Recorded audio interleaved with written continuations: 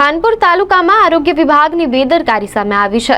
ડોક્ટરે કહ્યું કે ડિલિવરી 2 માસ બાદ થશે, પરંતુ મહિલાએ ઘરે જતા બાળકને જન્મ આપ્યો। મહિલાને પ્રસૂતિની પીડા હોવા છતાં ઘરે મોકલી દેવાનો પરિવારનો આક્ષેપ છે।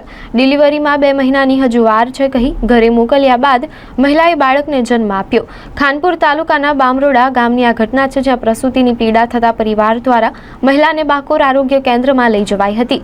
ડોક્ટરે મહિલાની ફાઇલ અને હેલ્થ ચેકઅપ બાદ ડિલિવરીમાં 2 માસની વાર છે કહી ઘરે મોકલતા જ બાળકનો જન્મ થયો હતો। જ્યારે મહિલાને સારવાર માટે લુણાવાડા લઈ જવાઈ હતી અને જવાબદાર કર્મચારીઓ સામે કાર્યવાહી કરવા માંગ કરાઈ છે।